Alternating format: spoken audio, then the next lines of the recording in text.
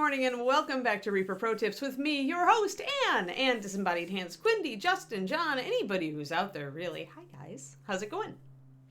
Oh, sorry, I have a little piece of lint right up hanging off my camera. There, now we're good. Now we're good.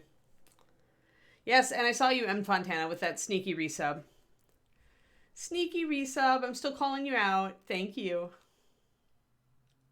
25 months. That's impressive. Twitch pop-up saying Ed and Dave are going to talk about miniature painting. Well, they're welcome to if they want to commit on the show. I mean, Justin would have to work it so that all of our faces came up all at once, and Ed would be able to brandish his house brush at me. The Peanut Gallery. Are you full of peanuts? I like cashews better, I will admit. And pistachios. Can we have a pistachio gallery? Where everybody's green, like green users. With a frog face this morning. The flying frog face. Say that 3 times fast. All right, let's go. Let's go. Oh, palette. I knew I was forgetting something. I was like getting all my area organized. And I was like, haha, I'm good. And then I realized, yeah, my palette's in the sink. 1 second.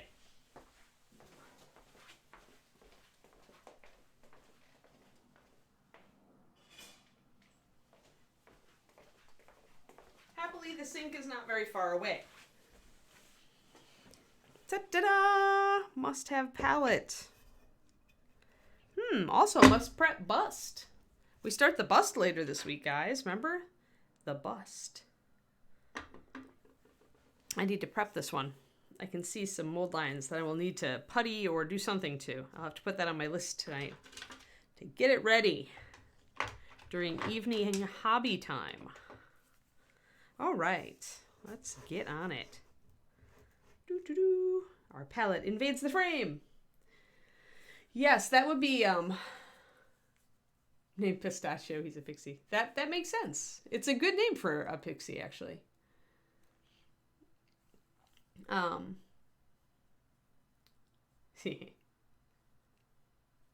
One show behind for weeks.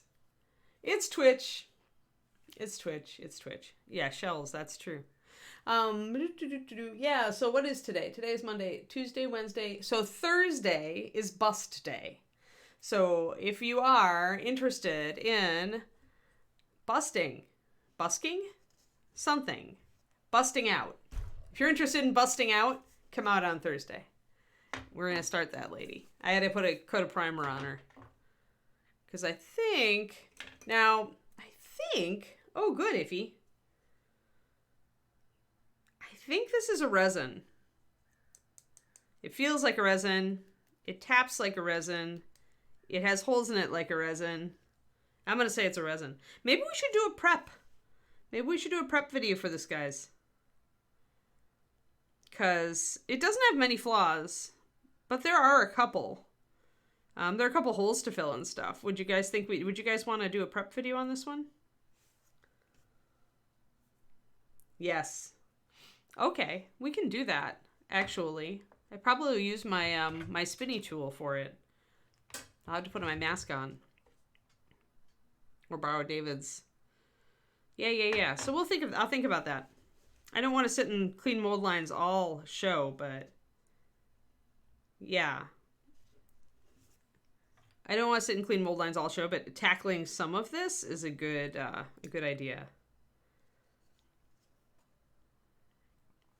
Yeah, probably just the hat. Like, I may clean up the rest of it and then tackle the parts on the hat that need to work. That would be a good thing, because I think the kerchief is pretty easy. You will want to have some green stuff out, though, depending on the way you like to tackle things. Okay, Gnoll. I believe everybody voted dark for Gnoll. Was I correct? Prepping. All right, we'll do prepping. We'll do a stream on prepping. Prepping a bust Thursday. Sweet. Let me get where's my card for you? Oh, well. Oh, I remember. We were using Gutter Grime and Gnoll Pelt and Russet Brown. I know I kept a card for Gnolly. There I am. But apparently I only I only kept my main swatches and I didn't keep my other stuff. So, all right. So gutter grime, Gnoll pelt. And then I believe we were going up with, am I right? I'm thinking, yeah, probably bleached linen. Or no, cairnstone, wasn't it? Bleached linen or cairnstone. This is what happens when I don't take a note, guys. This is why you always take notes. The one time I forget to make my card is when we're sitting here and Anne's going, I remember these three. I just don't remember which highlight I had chosen. Whether it was bleached linen, Osirian sand, or cairnstone. You could really choose any of them. It's an RVE. It was an RVE paint. Cornico.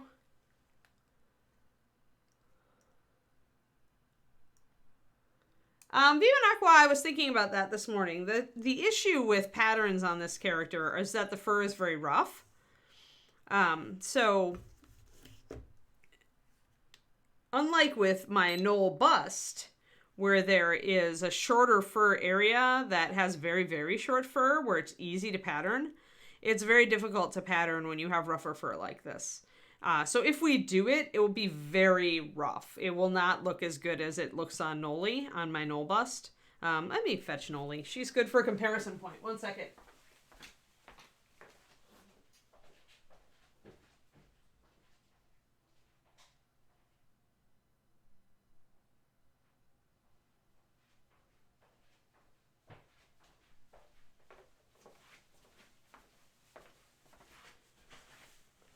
All right, so Noli.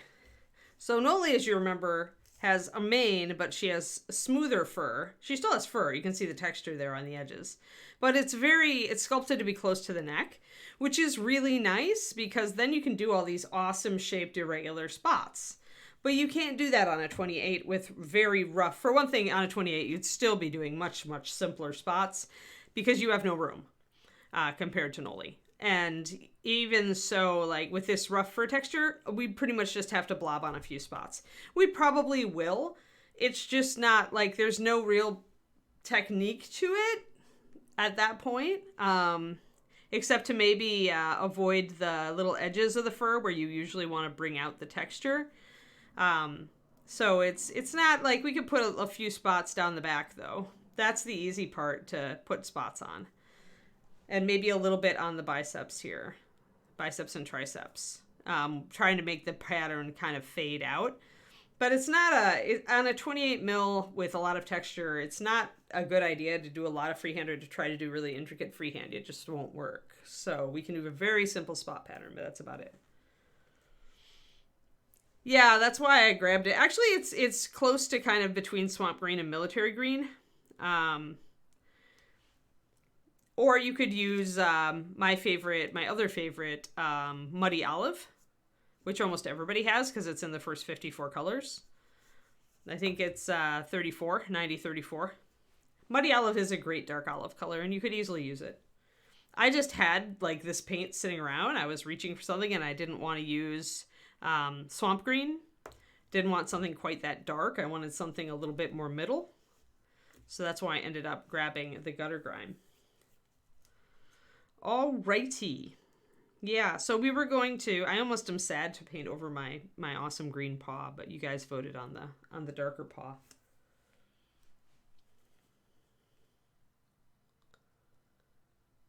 Yeah, I mean, any olive will do. Okay, guys, don't overthink the color matching. Like, really don't.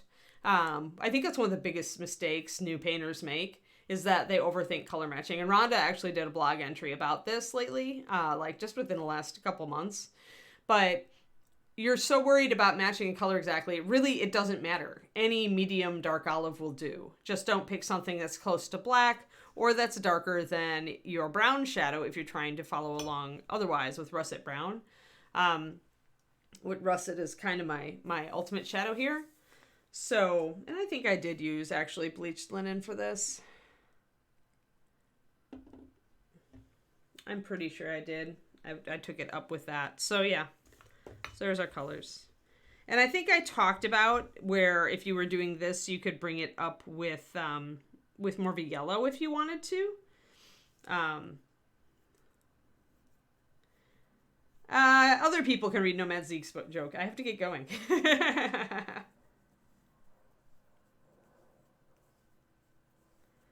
Sometimes you guys reach too far.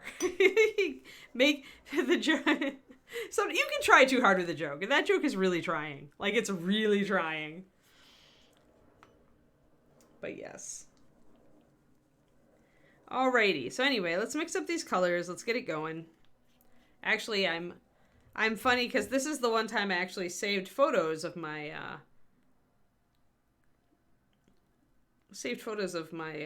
palette because I wanted to turn this into a little bit of a Patreon PDF. Oh, we went to an art store this weekend, by the way, or an art show on Open Studios this weekend, by the way, and I saved a good painting. Maybe I'll share it on my personal stream. It's a great example of how you can paint dark, like African skin tones without using a single brown. It's pretty amazing. The artist is like, has some serious chops. There's my goal. There's my Noli colors. So I saved my Noli colors at least, so I know what I did. And pretty much it was mixing stuff into the previous stuff. So we can use this to recapture all of our Noli colors. Noli colors. So we did start out with straight up russet brown. I know that. But this is why this time we're going to make a little note on my card. Mad Morgan, I used to use Winsor Newton. And I switched to Da Vinci, and then I started mixing in Raphael. In my opinion, the Raphael brushes, for one thing, are got a very different shape to them. At least if you use the 8408s, which I do. The 8404 is more similar in shape, but it, is this my 8408? Yeah, it's an 8408. But I like them a little better. I like the Raphael a little better. I've had bad experiences with Winsor & Newton Series 7 just holding up as well as I'm used to. And my Raphaels and Da Vinci's have yet to let me down after, in the case of the Da Vinci, I've been using Da Vinci Maestro for over 20 years. Once I switched to Da Vinci, I never looked at Winsor & Newton Series 7 again. But I did consider the Raphael because I like this on the 8408, which is the narrow, the tapering round. It's got this nice, long, sharp, tapered point, and for me, for my style, that's like perfect. So I switch back and forth between Da Vinci, Maestro Series 10, and the Raphael. I do have an 8404 as well, but it's very large. I reserve it for bust painting. It's a size 3. But yeah, so for me, Winsor & Newton wasn't as dependable. I think they're equivalent. The difference between them at Mortigan is in shape. And which shape is better for you depends on your painting style. In general, the 8404 is the standard round in the Raphael. I like the 8408 because I do a lot of fine detail and like long brush strokes. My layering style is definitely a feathering style. And so, one second, I need to find my Noli palette again here. There we go. As I mix, I'll talk. So I think they are of equivalent quality. They are both grade 1 Kolinsky's, which means they are the highest quality. Technically, Winsor & Newton Series 7 is too, but construction is also a thing. It's not just the quality of the hairs, it's the quality of the construction. I used to use Winsor & Newton. They let me down a couple of times, and when I retried them, the brush still didn't perform as well. So I would say for me, I use Da Vinci and Raphael interchangeably, depending on the size I need and the shape I need. But the brush that I always go back to is the Da Vinci Maestro Series 10 size 1. I have used it for everything. Series 10, size 1. It is a good, larger brush, but still with a fantastic point, as you can see. It suits my style. Oh, did I use a Syrian? Cool, thanks. There we go. I definitely had a swatch here where I was using linen, but it makes sense to use Osirian too. Yeah, I mean, when it comes down to it, try a couple Mad Morgan and just figure out, like this size 1 is a little bit longer and narrower than your average round size 1 for the Da Vinci. But again, my painting style, because I use really thin paint, I'm doing a lot of lines, textures, and fine dotting. Because of my style, this works for me. So try stuff in like the 0 to 1 size, I would say. And you should have a fair amount of luck. But in general, I mean, either of these brands are very dependable and good.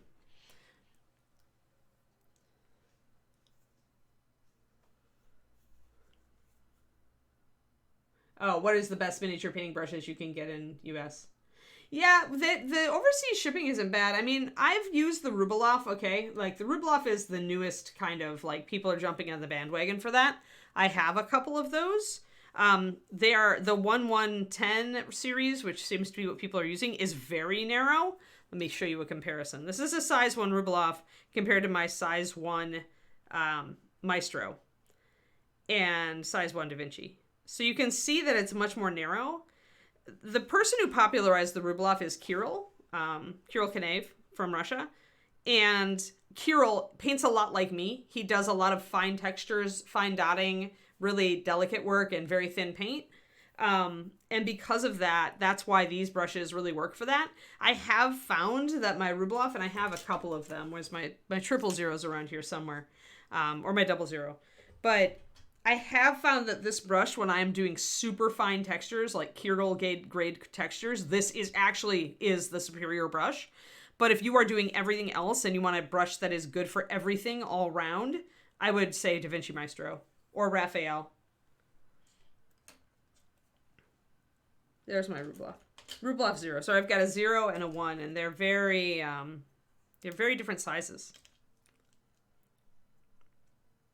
So there's the Rubelov, there's the 1, there's the 0. So you can see there's a big difference in size there. And these are both series 1110.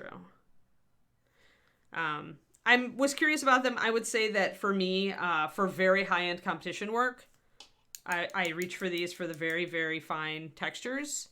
But otherwise, it's Da Vinci or Raphael all the way. Always remember, Mad Morgan, that it depends on what you're doing. Like, every brush is different, and every brush is going to perform a little bit better at X and a little bit worse at Y. And so really, by getting different brands and trying them out for different things, what you develop is a idea of which brush is best for which task. So Winsor Newton Series 7 is not a bad brush, and if you are at an intermediate level, it will probably do everything you need it to do, unless you get a badly constructed one. In which case you may notice it forking a bit early, which is what mine always seem to do. Maybe it's the glue they use. I don't know what it is, but for some reason I beat up those brushes and they wilt, whereas I beat up my Da Vinci's and my Raphaels and they don't wilt. So that's just my experience, and everybody's experience is different, and everybody's going to tell you different things. So the best you can do is to make your own judgments. Bryce says go Raphael. Bryce is also, B. Kokonar is also a top-level miniature painter, and he is a fan of the Raphael. I will say that I think for just general utility, I am a Da Vinci girl, but I put the Raphael up there on the same pedestal. And the only reason for me that Da Vinci would edge out the Raphael on that is that I know they've been dependable for me for 20 years. So I haven't been using Raphael for that long, so I can't speak to how the brand has aged or not aged over the years. All I can speak to is how the Raphael has been for the last few years I've been using them. Whereas I can tell you that I haven't had a single problem with the Da Vinci Maestro in 20 years. Smallish Sam, that depends on what kind of painter you are. I was just saying that. 8408 is going to have a very long tapering snout. It's going to have a very long taper at the end. That means you can do really fine detail with it, really, really fine, but it also means that in general painting, the fact that the tip is going to bend might throw you off and maybe won't be right for you. Remember, longer, thinner brushes are great for lining fine details and textures, but they are not always the best for other stuff like wet blending or just laying down color in general and doing some quick fast blends or glazing. Different shapes, different uses, guys. So 8404 Smallish Sam is the general round. 8408 is that long tapering round. So for general use, go 8404. If you are trying to find a brush for lining, details, and textures, then go for 8408 is my call. But again, depends on how you paint. We haven't had a problem. I mean, Bryce ordered from, Bryce is the person who got me my Rublev because he put in an order and they came just fine apparently. But yeah, so. But I would say that Rublev isn't any, like, for the vast majority of painting usage, Rublev is no better or no worse than any other top-end Kolinsky, in my opinion. Unless you're doing super fine micro texture. Then it wins. It wins hands down, in my experience.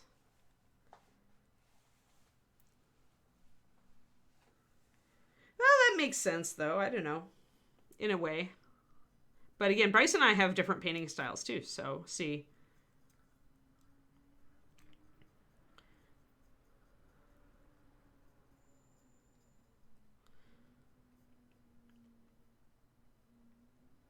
But there have been times where I put the 8408 aside just because I didn't want the tip to be that bendy for what I was doing, right? Because the longer and more long and narrow your brush, the less strength it has when you're pulling it sideways. Because that's not what it's built for. So you gotta keep in mind always. Let me get my... There we are. Okay, I put a little bit of that into my... Yeah, okay. I had a half and half there. Got it. I think I did a 4-to-1. As I'm rebuilding my Gnoll palette. Just to give you an idea, Matt Mortigan, what is my crappy mixing brush of the moment? It's a Winsor Newton Professional Watercolor Sable. It's my crappy mixing brush. But it's also not a Kolinsky. It's not a Series 7. I would never abuse a Series 7 like this. I ordered this just to get an idea, and it like started forking right away, and I'm like, you are now my crappy mixing sable. Welcome. Welcome to the world of my mixing brush. You will survive until you no longer do. But it was cheaper too, right? It was only like a $6 brush, I think. But I was curious. Well, how much use can I get out of this? It holds a decent point at first, but when you start painting, it just tends to not keep it, which is the difference between a really, really good sable and a not so good sable.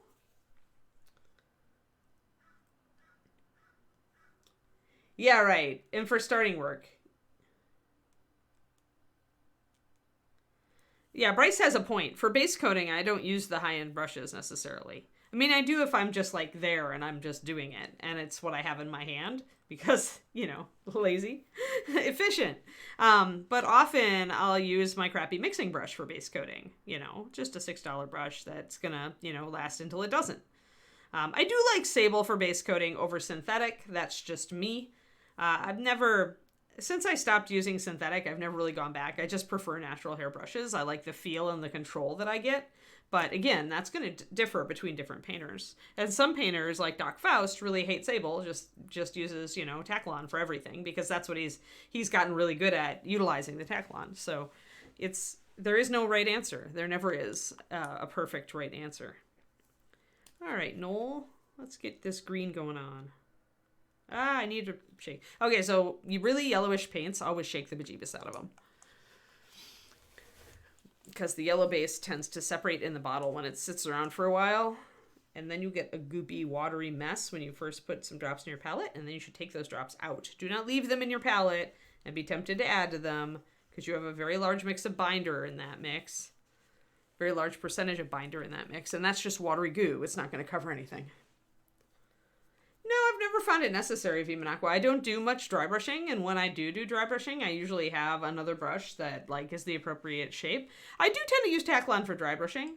Like, if I'm doing, I like either a flat or the slightly rounded flat.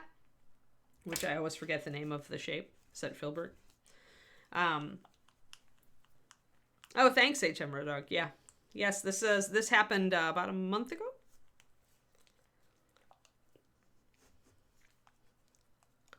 We don't have a date yet. We keep talking about it and kind of thinking about it. But we haven't set something yet.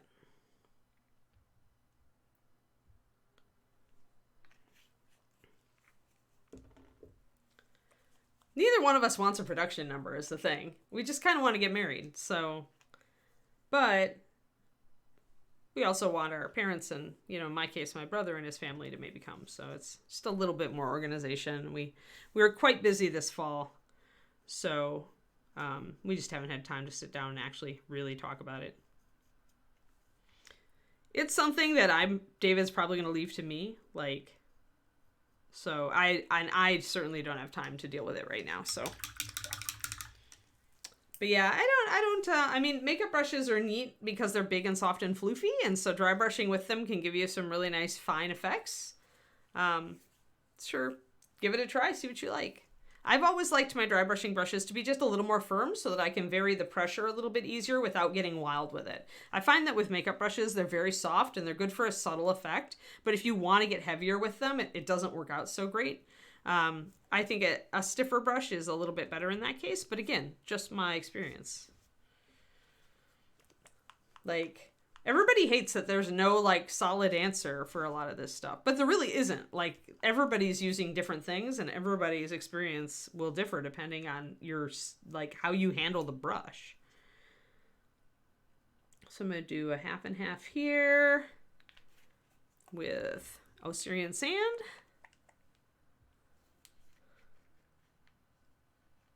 Oh, we aren't going to do big. It's just, you know, whether we just want to even have a minister or whether we just want to get married and then have a party.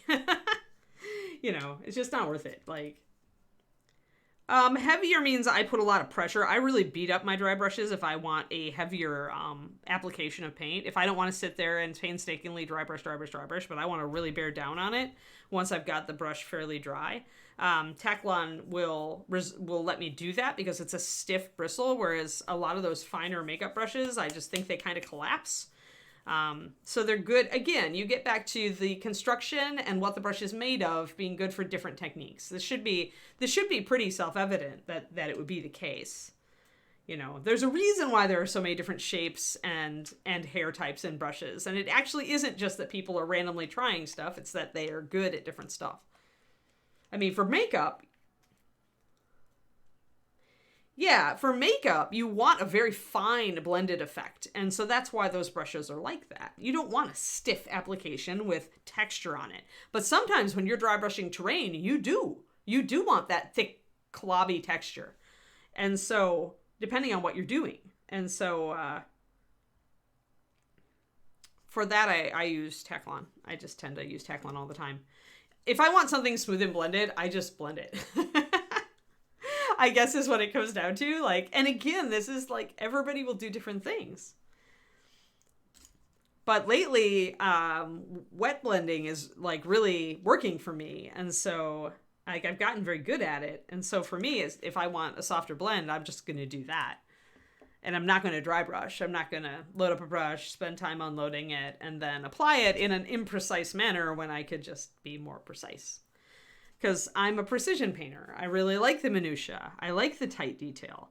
And so for me, that's why I don't reach for dry brushing in most cases. That's why the only time we have ever dry brushed on this stream is when we did the mushroom cap on Fungal Queen. It's because I just don't prefer it. I did it so you guys could see how to do it. Not that you really need to be shown how to dry brush. It is one of the simpler techniques, but there we go. And now we're all set. Time to Gnoll. Right, yes, there was a David. That was actually one of the last comments he made when we were in our old place, Grey Wolf. Good thinking, yes. Canvas painters don't expect one brush to do everything. Why do mini painters? And it's an excellent question.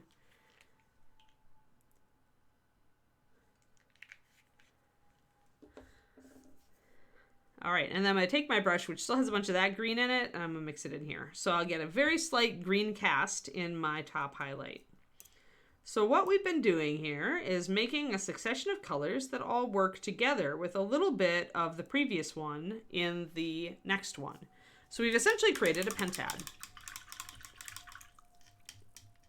And our darkest shadow is our russet brown. Our mid shadow is kind of a 50-50 mix of Gnoll pelt and russet brown, this dark olivey color. Oh, sorry, I lied. It's gutter grime with a little bit of russet brown. I could put some Gnoll pelt in it if I wanted to bring it up, but as I was using it for a shadow, I won't. This is mostly Gnoll pelt with just a little bit of the previous gutter grime mixed into it to darken it just a tad, take it down a little less bright green. I could add even a little bit more of that if I wanted to, there, to make it more like that. That's more like what I want. I'm really just kind of like looking and making sure that I can see a definite step in color with each of my colors. But yeah, makeup brush dry brushing, I mean, it's fun and it's cool and it's something different. And you should always explore new techniques because even though it's not for me, it might really give you cool results and you might come up with a really awesome way to use it. I mean, just because one of us, you know, just because an award-winning painter tells you that, you know, oh, layering is crap, always wet blend, or, you know, oh, dry brushing is crap, don't do it, or, you know, oh, dry brushing is the best way to do it, and you want to use this brush, you know. When people speak from that, they're speaking from their own experience, and you should always listen because it's always instructive, but then you should try it yourself, right? If it's not too expensive to try yourself. I mean, if you're required to go out and buy a crap ton of expensive brushes, then maybe you have to kind of spread it out. Or take several people's opinions and use their experiences, you know, collectively to come up with the best answer for you.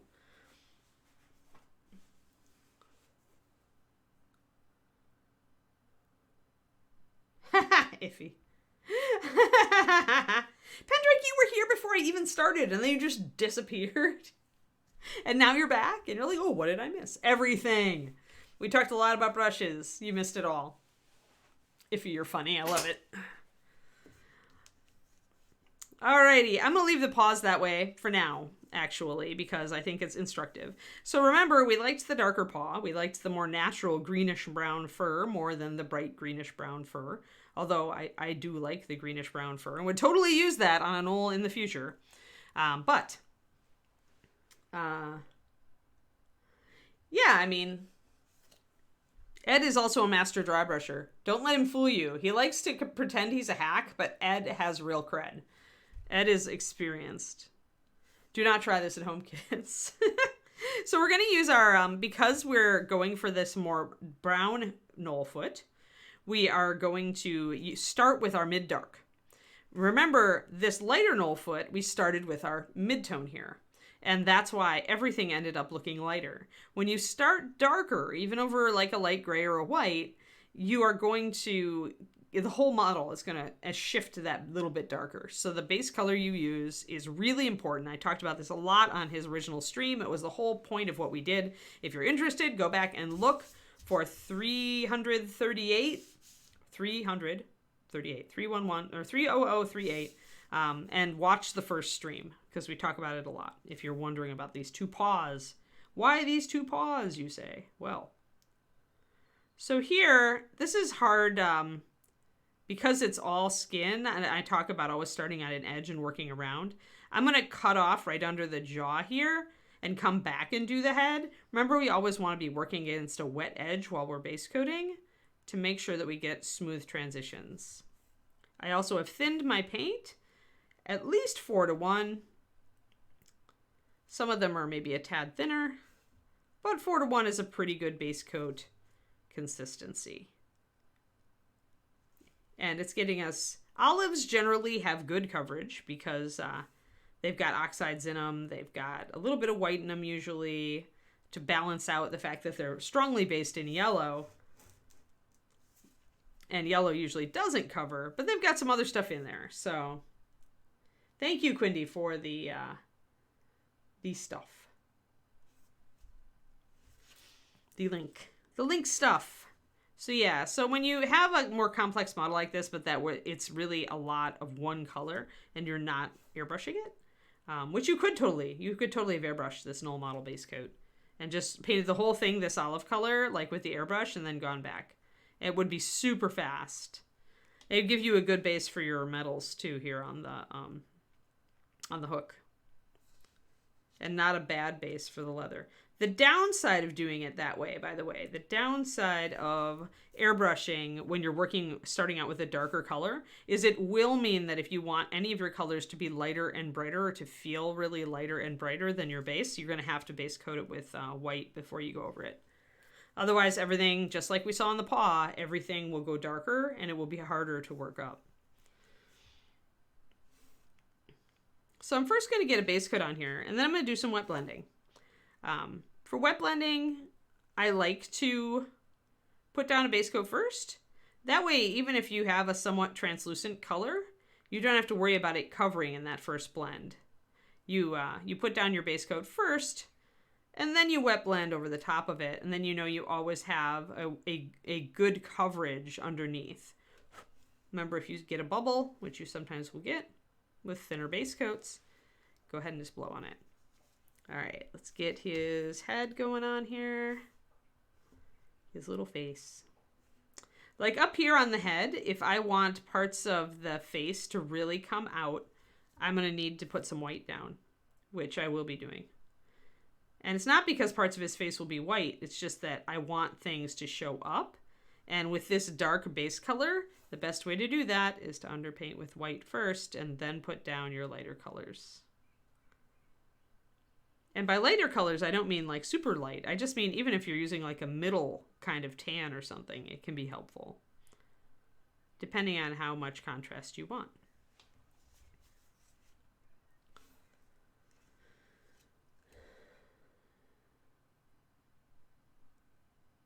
I think most cable companies are the devil. Or internet companies, sorry. Spectrum was a cable company. Now it's an everything company.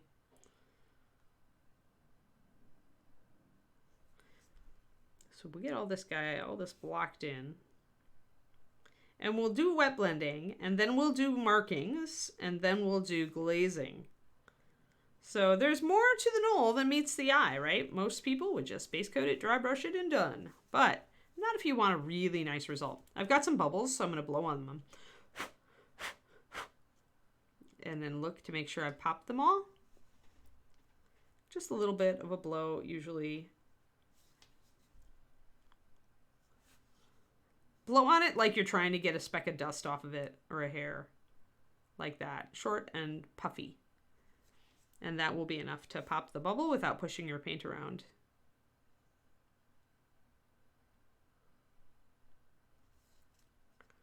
We need to decide on colors for the pants. The urge to give him purple pants is very strong. We may even give him purple stripy pants. I don't know. I'm thinking though. I'm feeling it. Like any self-respecting Gnoll secretly wants purple stripy pants. I'm pretty sure. Pretty sure this is a thing. Or we could do kind of a faded red. We could go either way with this. Yeah, your only choice really is to fill it with sealer at that point. It's too subtle for putty, and you don't want putty, you know. I mean, you can putty after you paint, but I mean, I just don't miss bubbles. Like, if I see, if you see that it's bubbling on the surface, stop, take a good look. It helps if you do it in small pieces, like I'm doing it here. Do the head, then look at it, then get rid of bubbles. Do it here, blow on it, you know. Get rid of bubbles, move on to the front of the arm.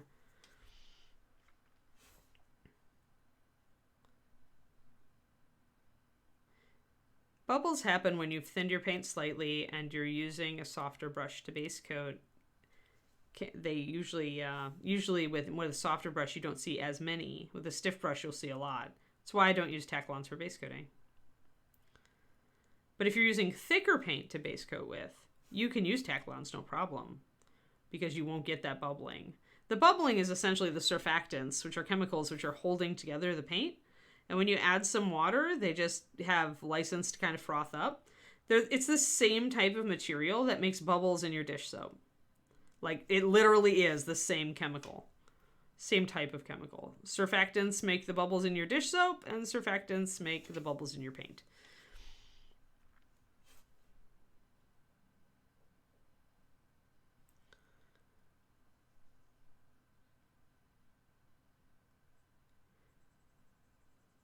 There we go. Get this little paw.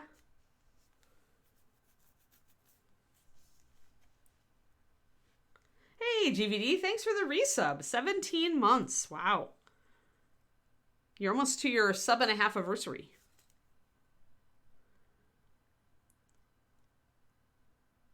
Yeah, the point of surfactants in paint is to bind the pigments to the resins, to the other mineral additives like the matting agents and stuff like that.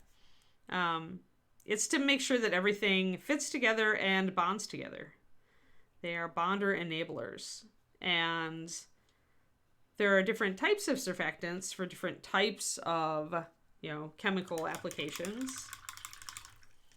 And some don't work so well in certain applications, and some work very well in a specific application. That's why sometimes paint bases aren't terribly compatible. It doesn't happen so much nowadays because I think really the acrylic paint market is getting just more and more standardized. Like, people are finding the best things, the things that work the best, and there's a bit of experimentation, but in general, everybody's kind of coming to like the same conclusion on what chemistry works the best for paint. And because of that, you are more and more likely to just be able to mix any product with any product as long as it's a water-based acrylic. And whereas in the old days when people were still experimenting with a lot of different stuff, then you could get different types of surfactants that were being used with quite different resins. And then you would run into maybe the problem where your golden medium didn't mix very well with your craft paint.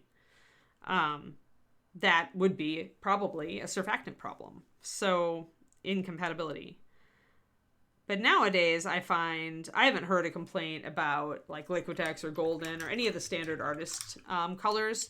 I haven't heard any complaints about those mixing or not mixing with Master Series for over a decade. So what I think it is that the market is just more and more homogenizing. Oh yeah, I'll get his tail. I just noticed I missed a bit here.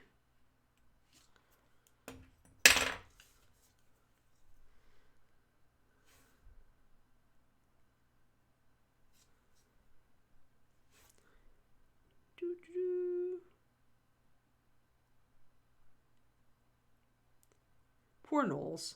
They're like, nobody makes pants with tails. What is this? This is supposed to be civilization. I thought you humans and humanoids were supposed to be on top of crap. Why does nobody make pants with tails? Openings for tails.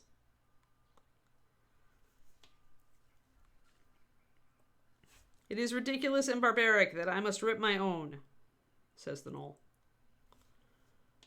He is very dubious about this actually being, civilization due to the lack of pants with openings for tails, and thus he has turned to the life of piracy. Because either these people really are clueless and they just don't make pants with openings for tails, or they are hiding the pants with openings for tails, and thus he must find the ship with the appropriate pants on it. Something like that. Agent Marvel, the whole thing with color is just, you got to choose what you're going to do. If you went maroon or something like it, you'd go in complementary, right? Because then you've got a green Gnoll and you've got red. You're playing off the green in his fur. And by doing that, if you do go with any red on this model, you will accentuate the greenness of the fur. Well, Turjon. Every once in a while. Plus, I love Gnolls. I make stories about Gnolls. I can't help it. Whereas, if you went purple, you are going triadic.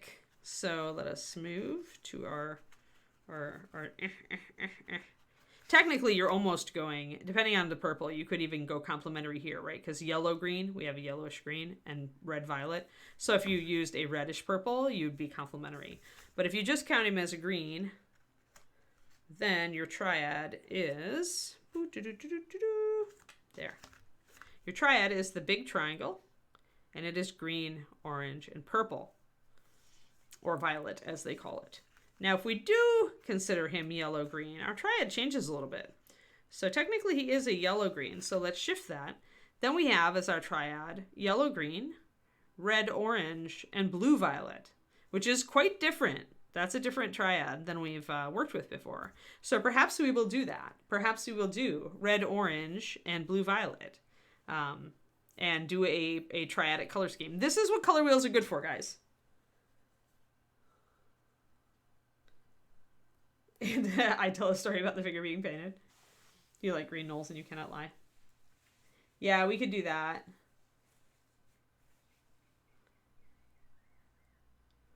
Yeah, I don't know. I mean, I like that paw, but I'm going to leave it the way it is for now just to illustrate my point that we made on the first stream. But yeah, so it's and if we look at this, I want to go to the front in yellow-green. So yellow-green, and I believe I mentioned that yellow-green plus adding red actually gives us very close to the brown color, closer to the brown color that we're getting here. So it's a muted yellow-green, but it's still a yellow-green. So yeah, so then we've got red-orange, and we've got blue-violet as our triadic. You guys see that? Now, this is definitely a muted yellow-green, right? It's got brown in it. So then we want to look and kind of be like, all right. Wow, they totally have the wrong... All right. They have this inverted. Anyway, so we need to mute our red-orange, essentially. We need to maybe take it like to a brownish color. Or our blue-violet might need to go a little gray, right? So, hello, Steve. So that's how you think about it. Like when you're using a color wheel and you're trying to figure out your color composition on a model, and you know your starting color. You always need to know your starting color. You need to decide that. You cannot just like not decide that. You'll have tons of unpainted miniatures essentially if you don't decide your main color, or at least settle on one color. But yeah, you need to know that. Then you work everything else off of it. So we will consider doing that odd triad because we have never done a color scheme with that odd triad before. And so why not, really? You can also make it really subtle how you're doing it. That red-orange can become a red-orange-brown, for example. And you can highlight the brown with red-orange and it would still count as part of your color scheme, even though it's a brown leather. If it's got reddish orange tones to it and to the highlights, then it will count as a triadic color. And then, if we decide to make this, make his pants more neutral, but take the sash indigo, that's a thing we could do too.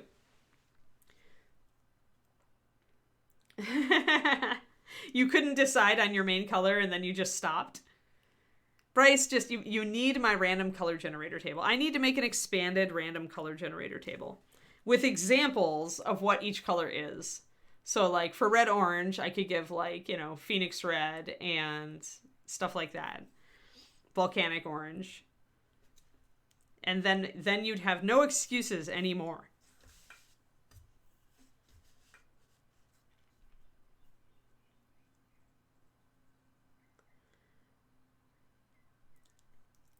Yeah, isn't it weird what teachers will say? And not know that they've scarred you forever. It's like, what difference does it make, silly teacher? What difference does the terminology make? Is it really that important? No. Indigo is between violet and blue. It's a blue-violet. Or a blue-purple. Or a purple-blue. I mean, indigo exists because it's in the spectrum. The Roy G. Biv spectrum. And notice that in Roy G. Biv, the V at the end is for violet. But still, it's a little bit nitpicky, teacher. I don't know. Alrighty, so here we are. Let us actually progress and not get like wound up on old art school stories, or we're just going to be here forever. All right. I need to decide if I want to take the mane darker. Back here, I did take the fur more brown on this leg, but I'm not absolutely sold on that. We could also take it lighter. And right now I'm trying to decide what I want to do with it. Oh, and I missed a spot on the ear while I'm trying to decide, so I'm going to fix that. That actually brings up a point on bubbles.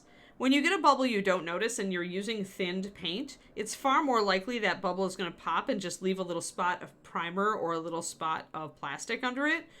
And if you're using thinned paint, it actually won't leave a real bubble shape. It's only when you use really thick paint that it will leave that little circular shape. So I don't see ever like any moon crater type stuff from bubbles like being missed and then popping, probably because I always thin my base coat. So if I have a bubble, it's just gonna leave a little bit of like base plastic or primer underneath it. And then that's easy to just paint over. So then you don't have to use gloss sealer or anything.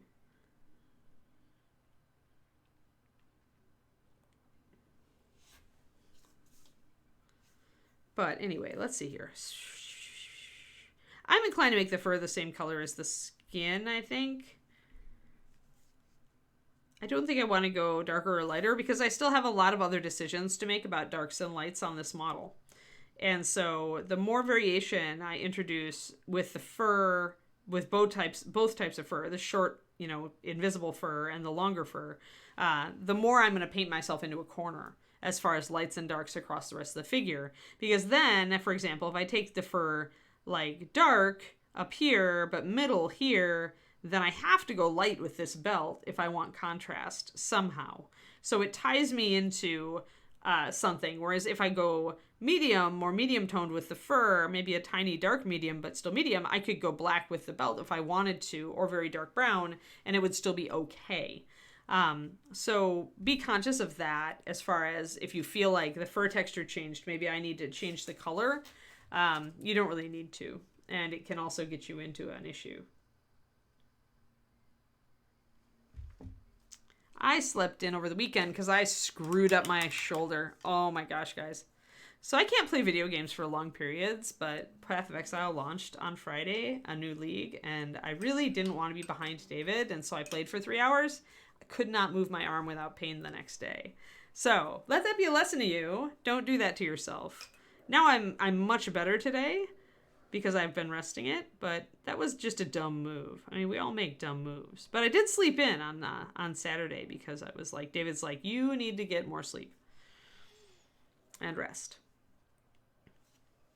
But that's a rare time. I don't usually sleep in.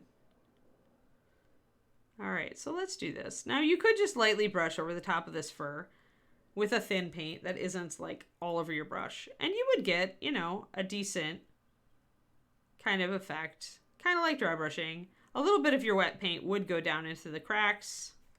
It's not terrible. What this does, though, is it doesn't give you a sense of volume at all because you're just like kind of brushing it lightly over the fur. That's the other thing with dry brushing. Unless you really focus where your dry brushed highlights go, you lose the shape of the surface. Then you got to get... So what I think I want to do instead is make more of a rounded shape and actually go down into the fur a bit more on the upper part and leave more of the shadows in the lower part, and then take a highlight color and mix that in up on the high part so that then we can see a little bit more of the shape of the shoulder under the fur.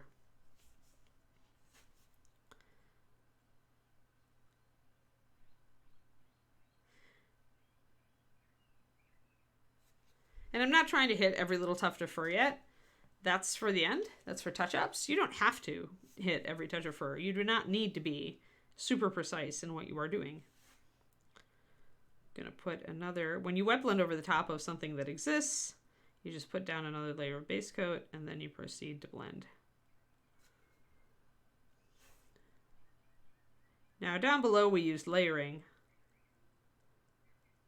For muscle masses, wet blending can be a nice fast way to pull them together, or at least to get your basic kind of mid-tone highlight shadow down.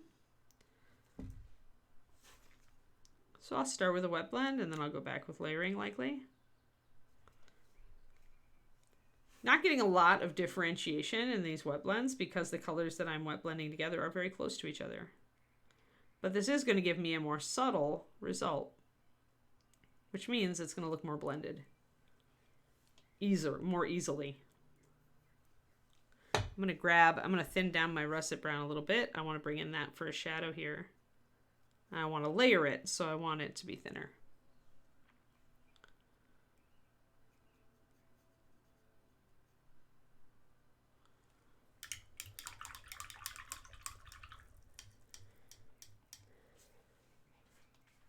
You needed to wait in to sleep in and have everything an hour off for daylight savings time, Shadow Raven. Then you would have been perfectly on time.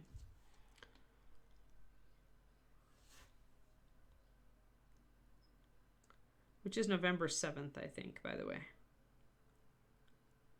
For those who have not yet noted it and live in appropriate geographical areas for it.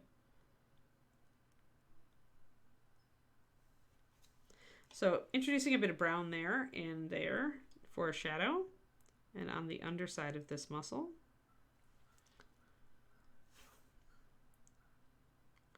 What wet blending muscle masses really is good for is for things like the troll we did and giants and stuff like that.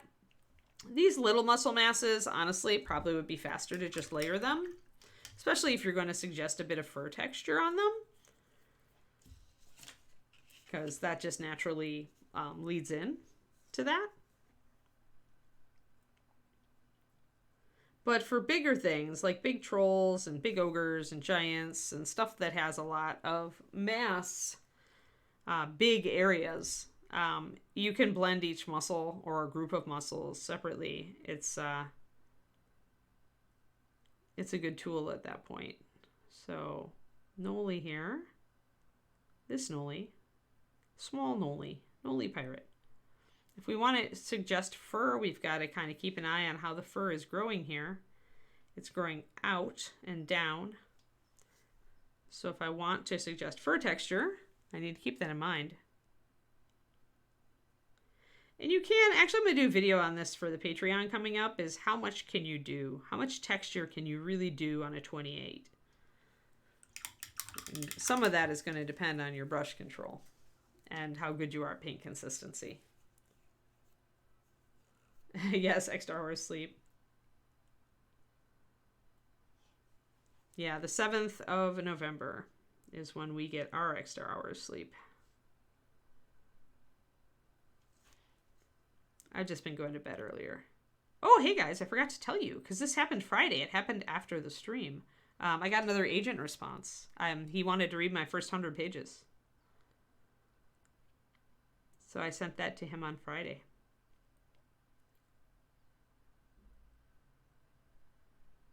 I was super excited. It means I'm doing it. I'm doing it right. It means my query letter and my first chapter are good, and my synopsis. Like, that's kind of the thing. Like, I always tell you, it's like, well, I'm sending out my queries, but I'm not getting any responses. And it's like, well, then you should really look at your query in your first chapter and figure out what's wrong with them. But I'm batting about 1 in 9. And these are the big New York agents, like big people who represent famous people. So I'm feeling pretty good about my rating as far as how well we're doing.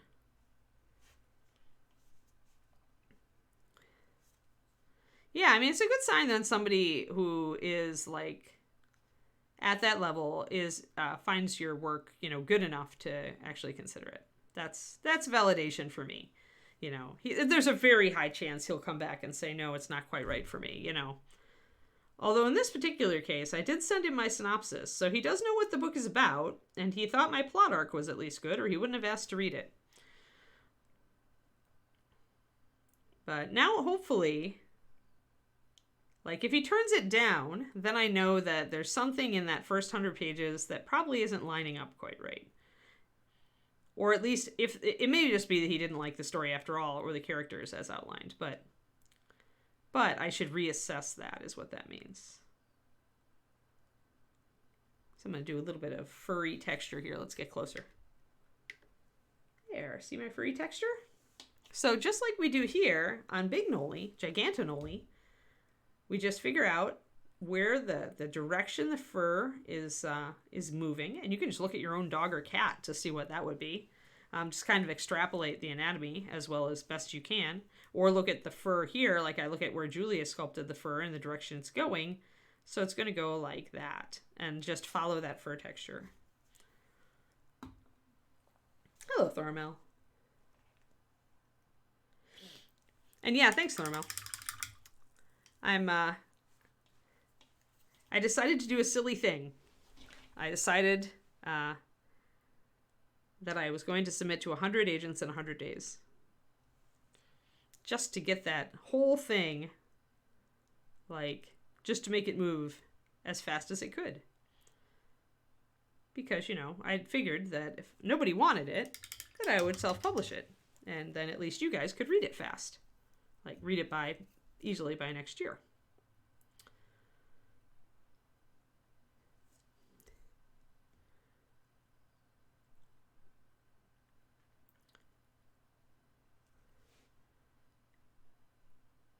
Because the agenting process just takes forever, like the agent submission process.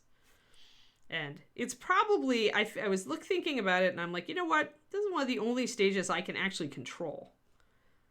Like, I can't control how long it takes agents to get back to me, which is going to be a long time in some cases. But I can control how many I submit to, and thus how fast that whole process can move.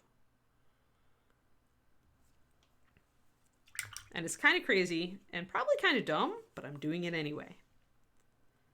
I probably should blog about it afterwards.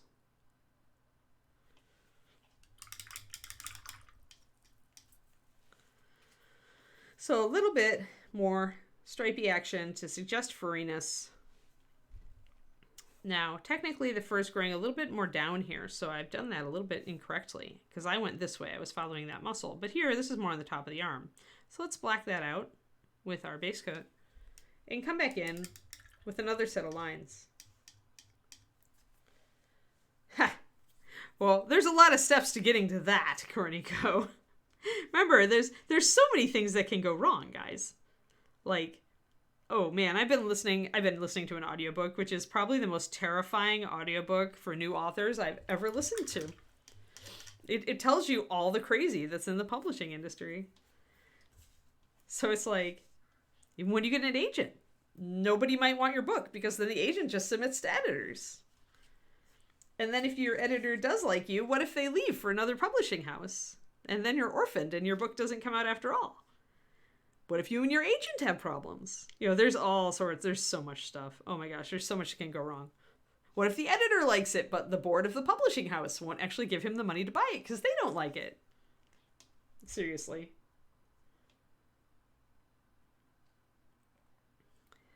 I can't see myself stopping teaching miniature painting. Like, I can see, I don't know. Yeah, it depends.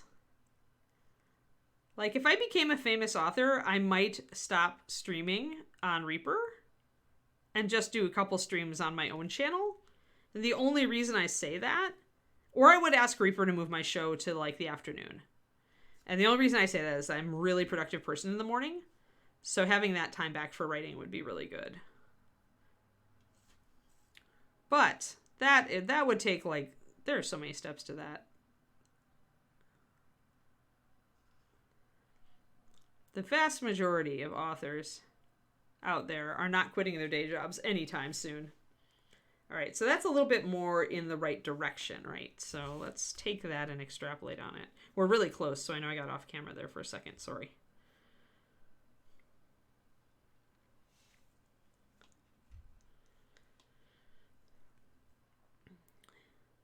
But yeah, we'll see. I've always had a lot of faith in my writing, like, since I was a little kid. I've always had a can do this if I just try hard enough kind of mentality. So this is the test. We will find out if my inner little kid is right or wrong. Although part of me wishes that I was writing like back in the 80s when almost everything in fantasy was getting published because it was a, hot genre then. And now it's still a hot genre, but it's weird. It's probably that agents just get so much of it because I know that on my NaNoWriMo group, lots of people write fantasy. Lots of. So I suspect that it's a little bit harder to break in as a new fantasy author because there's so many of you. All right, so let's bring back this little fur going down here. Oh, come on, Anne, stay on camera. Little fur. And I want a little bit of a blend here, so I want a little bit of texture. Sometimes it's good to texture the whole, if you're going to do texture, to texture the whole area and then to come back in and kind of add some shadows. But I want the upper part of this arm to be lighter than the underside, right? Because remember, like the light is falling. You can even see it. See this dark shadow here? It's my base coat down there, but it's not painted in that dark. That's actually like how the light is falling. So I want this whole upper arm area to be lighter and I want that to stay darker.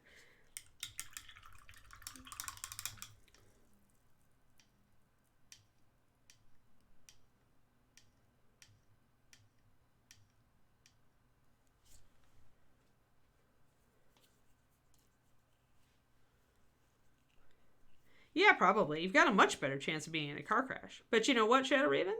If I don't try, I'll never know. Never let the numbers get in your way. Because that's how you end up, that's how I would end up being, 70 years old and really regretting that I never went for it. If I try and fail, at least I know. And then I can refocus my energies. But yeah, I know a super famous author, and it took him a long time. It took Gurm a long time to break in. He was writing for years before Game of Thrones.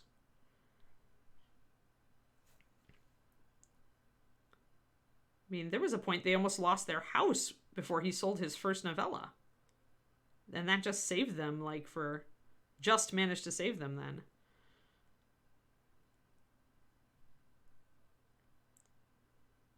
And you can never say, there's no way to tell what's going to resonate with people at what time. All you can do is write the best book you can. It's like all you can do is paint the best mini you can.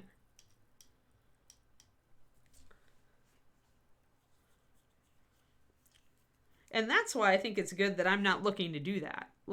I have a job. I already make a living as a freelancer, albeit an art freelancer. And it's really nice to have that because that means that I actually can make more time for writing. I have the flexibility during my day. I'm going to make it glaze, and I'll show you guys what we're going to do with it.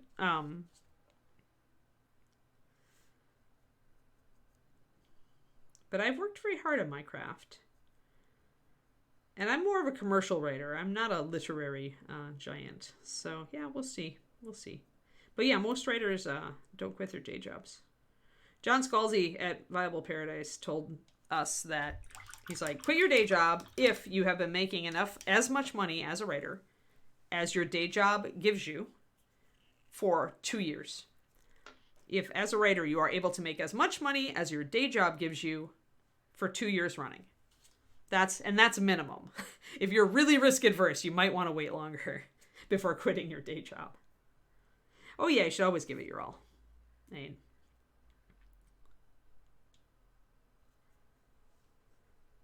I'm going to do a glaze, and I'm essentially mixing two colors. I'm mixing mid-tone and mid-highlight. And I'm mixing those into a yellow-greenish glaze right here. And I'm painting that over the top of the arm. The reason I'm doing it is I want the light to really seem like it's falling there. And that means those shadows need not to be so dark. And glazing is one way to do that.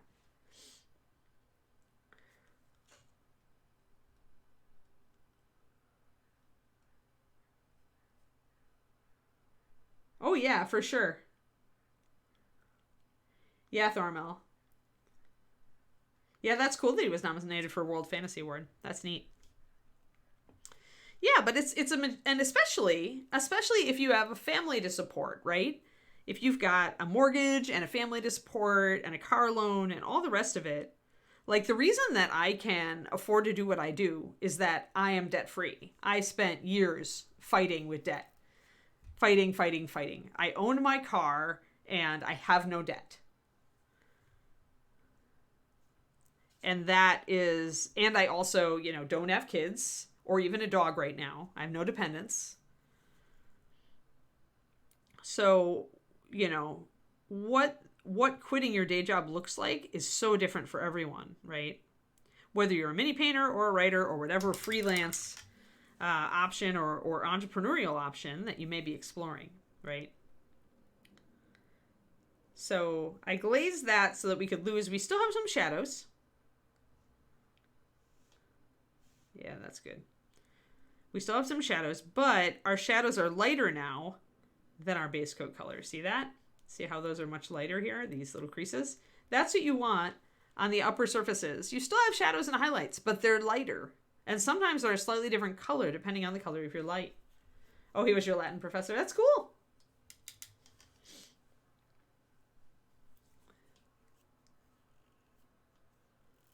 Famous author once said that 1,000,000 to 1 chance hits 9 times out of 10. A lot of it, to hear people talk and write, a lot of it is sticking to it and working on it. Right, guys? Like, if I hadn't stuck to mini painting, and if I hadn't, striven to become better, to become a better teacher, to become a better communicator, to become, better at, find a better camera, learn to use new programs, try new brushes, experiment with new paints, new colors, new everything, figure out how to explain color theory to people. If I hadn't worked hard at it and kept with it for all these years, I wouldn't be able to do this. And many writers I know say the same thing. If you stick with it and you work hard to improve your craft and really nail down the type of story that's really for you, you still may not ever have super success, but you will probably at some point get published and, at least get out there. At least be able to be a writer, and have people be able to get your book. And, maybe not. Maybe I have to indie publish, which is a perfectly viable way to go these days. But I am prepared for all eventualities. But sticking to it and continuing to learn really has put me in a good place over the years with miniature painting. And so my hope is that it will also do so with writing.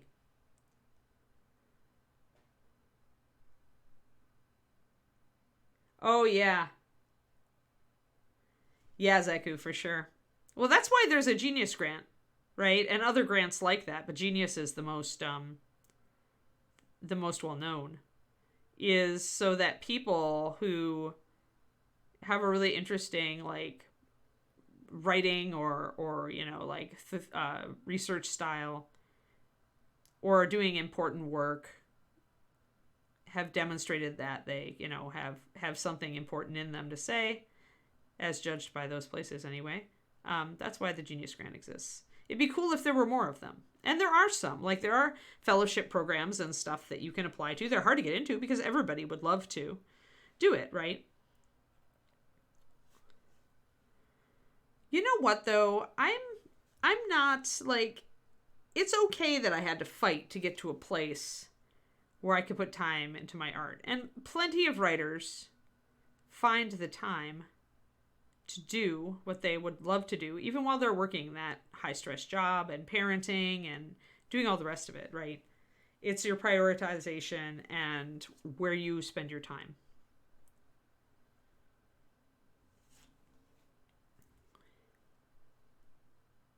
And definitely having a soul-sucking job that you hate can really impinge on your creativity, or having a family, living with a family member who's, really down on you and stuff like that. There's always things that can kind of skew you and make it very hard for you to work.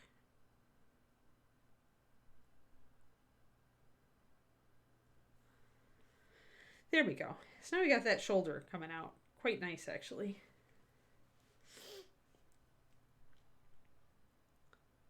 Yeah, yeah. In Austin for a family of four. Austin costs have really skyrocketed, Twisted Oma. Texas in general has skyrocketed in the last 10 years. But Austin is one where specifically I've seen, because a lot of tech startups, a lot of people were moving there from California here and other states for the tech jobs. So Austin is starting to really boom. I think because tech jobs pay really good money, but you've got this influx of people, and so there's a lot of demand for housing and resources and stuff, and yeah. But you're right, making 79,000 and still being like low income, that's like in the old days, you know, that was like, what?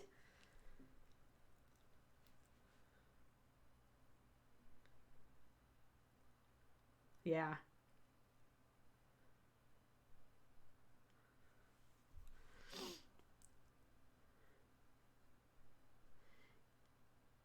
Yeah, and then I mean, yeah, there are probably tactics. I mean, I was very, very tired and didn't have much energy for painting, you know, for a lot of my time at Reaper. And now I feel like I have a lot more, but it took a long time to get to a place where I could do it. I guess I should say that if you really want to prioritize your creative life and you have a soul sucking job or you're not where you want to be in some other way, that at least trying to figure out if there is an option out there that could give you a better chance, you know, at least look into it. Don't assume that you have the best you can have and you're just never going to have the energy you want or need. There's always a way. It may not be the right way for you, but at least look into it.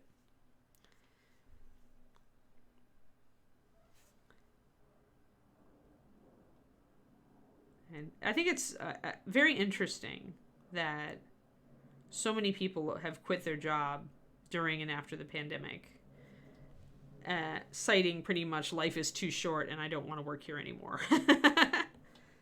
You know?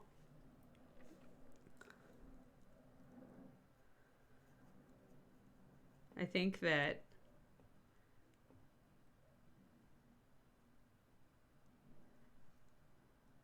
sometimes I think it's sad that it took that much to get people to do that. I have more patience than you, it's a casualty.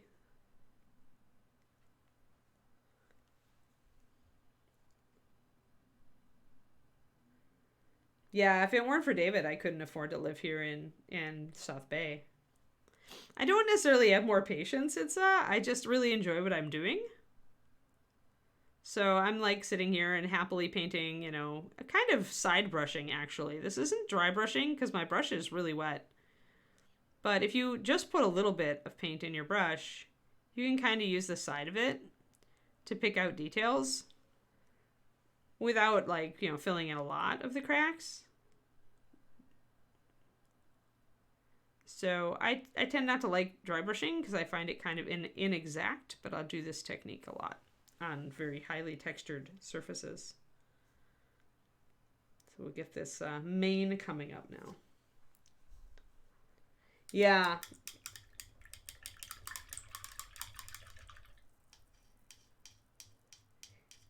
Yeah, well, it depends on what your goal is, right? Like, if you want a mini for the gaming table, then definitely use a fast and effective technique that works for you. This one, though, might end up in the Reaper gallery when he's done. So I have to spend a little bit more time, and I want him to look good. I just like Gnolls, so I would probably spend a lot of time painting this guy anyway, because Gnolls are my faves. But I don't find it's never a matter of patience for me, though. A lot of people will say that. They'll assume that I'm kind of like just slogging through and really hating what I'm doing. But actually, I'm really enjoying this. So it doesn't take any patience. You know, patience is like, you know, getting through something that maybe you don't like very much, you know. To me, anyway, that's always been kind of the thing. The monotonous task or the task that you'd rather have over, you know. But I enjoy this, like doing this kind of fine detail work and trying to bring out the different fur masses and make it look good. Like, that's kind of a challenge to me, and so I tend to like challenges.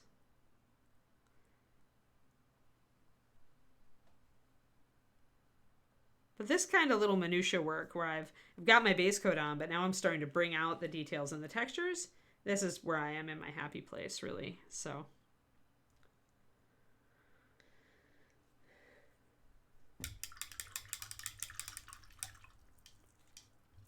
I'm sure they want a particular type of worker, but they may have their like sights set on something that nobody's willing to do for the amount of money that they're offering. I mean, right? There's always that. Who knows? I mean, it's bound to be different for every company, right?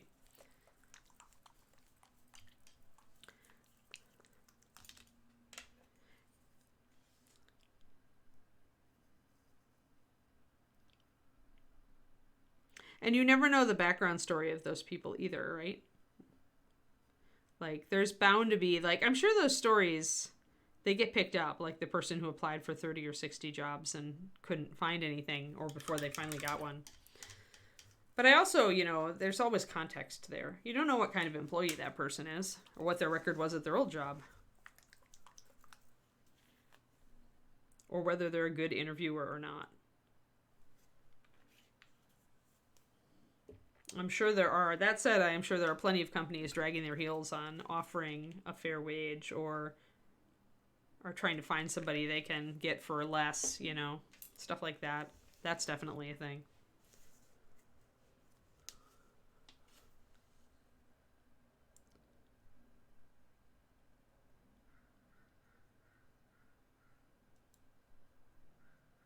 I'm going to get some brown liner out and just, I'm close enough to the face now that it's bugging me that stuff isn't in relief, that it's not sharper. So I'm going to come in and darken the mouth and the eyes and the inside of the ears. Oops, I blorfed. I blorfed. Grab some water. Pull that off.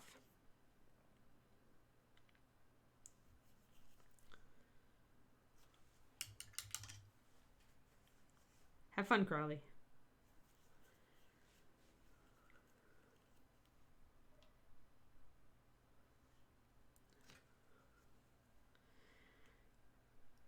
Yeah, again, varying by the business, but yeah.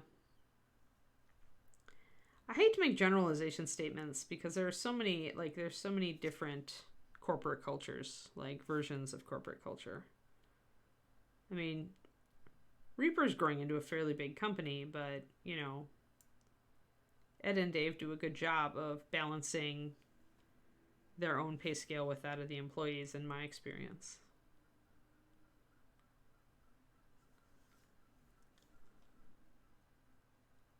And the company is prosperous, right? So, later, Crowley.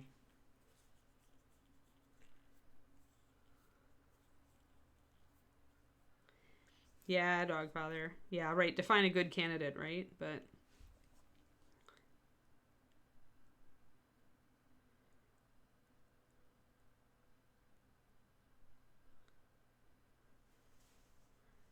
well, maybe you should figure out where all the good candidates are going to work, Dogfather, and jump ship to that. The quote-unquote good candidates, right?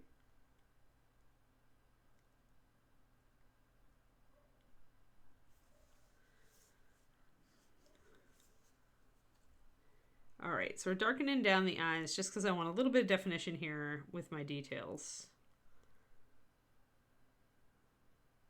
And the little nostrils.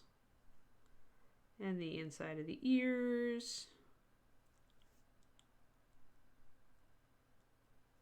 Got some earrings in there too. But this helps the face stand out just a little bit more so I can see the features. I'm going to line around those earrings.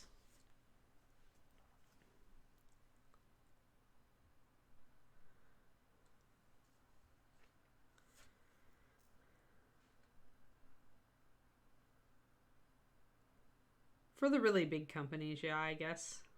I don't know how many mid-size or lower companies have that kind of golden parachute policy.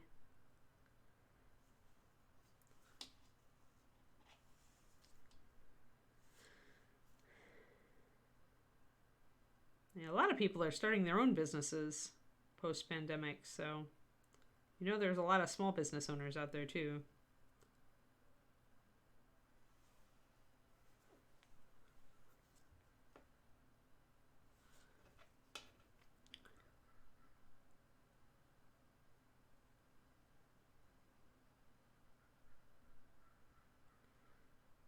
Out here in the weird world that is startup land, you definitely see the whole create something that will last just long enough to sell it for a ton of money mentality. Or at least you read about it. Which is a whole different thing.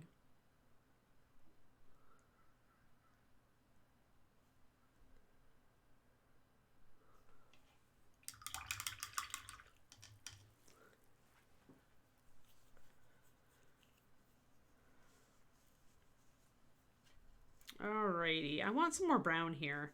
I've been working with my greens a lot here, and so we're getting very green and we're losing some of that brown coloration. So I want to grab my russet brown and bring a little bit of it back into around some of these fur areas, I think.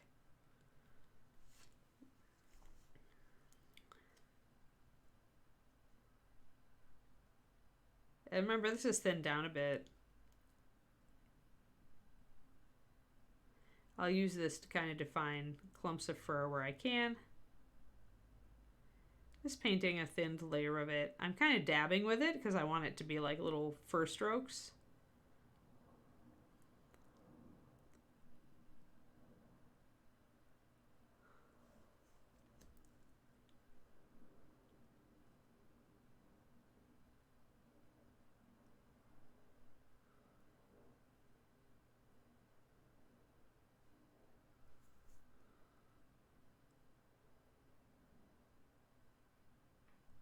There we are.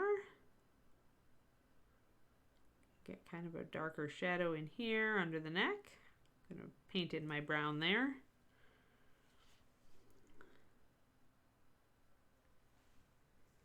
Now we're starting to get things to stand out a little bit better.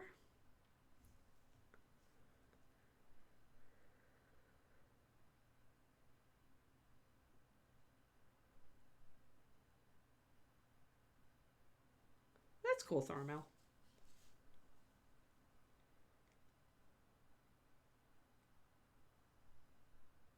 Oh yeah, the pet industry is crazy because so many people got pets during the pandemic. It's been insane, I read. Yeah, a lot of competition, lots of... Well, good luck, crows. Good luck. Sounds like you at least have a business owner with his heart in the right place. And that's a good step.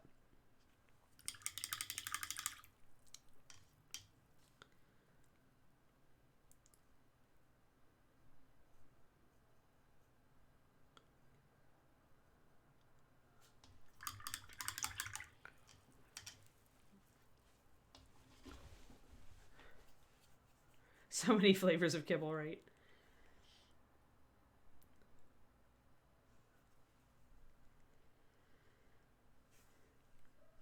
Yes, I know I'm not in that zone now. I have no puppy.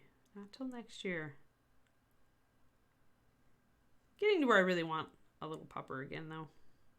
Or not so little pupper after the first 6 months.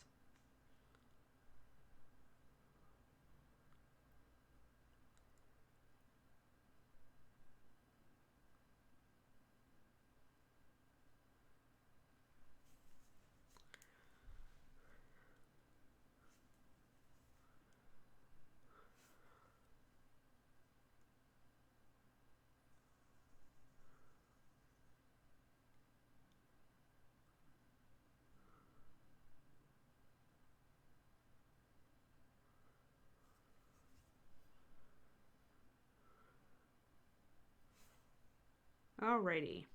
So now we'll bring this lighter fur back in. This time I'm going to pay a little more attention to where the fur strands are actually supposed to go. And I'm going to bring out some of these details and make these little shelves of fur that Julie sculpted a little more apparent. No, I didn't repaint them yet. I decided to leave them Gray Mouser. I decided to leave them different so that we can continue to talk about that as we paint the Gnoll. It's probably one of the last things I'll do. But I mean, the repainting of the feet is going to be super easy. You use your whoop, here we go. I mean, we're not even going to reprime or anything. We're just going to paint over the foot with our mid-dark, which is why we started this and all of this area. And then we are going to bring it up with the colors. It's super easy. Like, because for when you're putting a dark over a light, especially, it's trying to get a light over a dark.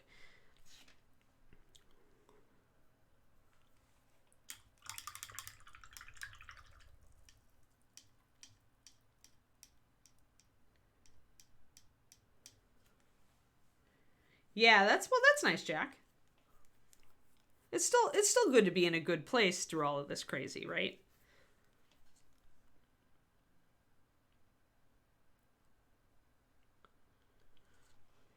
Alrighty, let's see here. I need to bring this up a bit.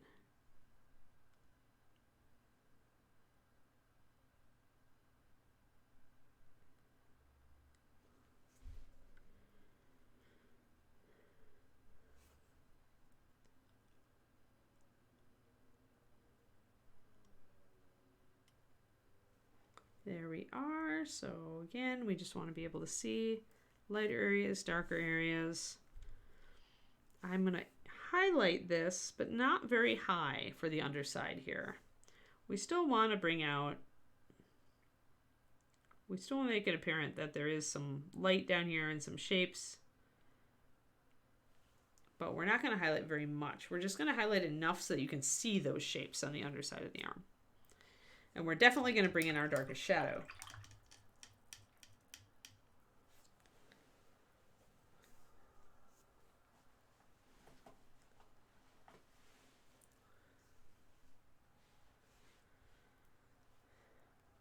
Yeah, I'm pretty happy. I wouldn't have minded doing a brighter Gnoll, but this is going to be interesting just to see how this color develops. I'm going to grab a little bit of brown liner with my russet brown. Just to bring the shadow in a bit darker down here.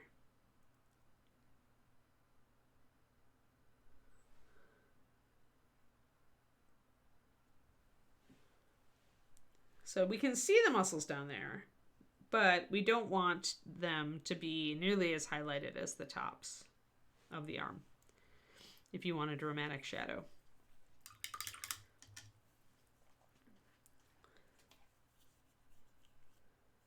Oh yeah, dang. Thanks, Turgeon. Well, good. That's a pretty good stop then. We've got some fur highlighted. It's really coming up nicely. If I cover up this foot and I look at it, I feel like I got a little browner down here and I could totally bring that in up here. I feel like I've lost a little bit of brown, but I could totally do a glaze with my russet brown to bring that brown tone in more. So, well, yes, but then my back hurts, Shadow Raven, and you don't want to do that. You don't want to get me, that's cool, as long as somebody reminds me. Sometimes when I get in the zone, and I was totally in the zone, I just go. So, totally thanks for the reminder. But yeah, so what we did today is we actually put a little bit of free-handed fur texture here. We base coated the rest of our Gnoll to be more in line with the paw down here. And we are developing our highlights, both on the sculpted fur and on the smooth fur areas. We blocked in some of our darker, like the areas that we want to pay special attention to later, the eyes, the nose, the mouth, the ears, just to get those ready for us to work on them. And that's pretty much where we are. That's where we are on the Gnoll Pirate. So thank you all for tuning in. That was our item number. This is stream number 2. And yeah, thanks very much, everybody. Manky, Scottish word for mangy. Okay, I'll try to remember that. Thanks for coming out, all you guys. Oh yes, Beyond the Kit with Rhonda. Yes, don't miss it, man. All right. Cool, guys. Thank you very much for tuning in. Tomorrow we'll be back with the ogre, our dramatic, awesome, warm shadow ogre guy. So I will see you all then. Have a great one.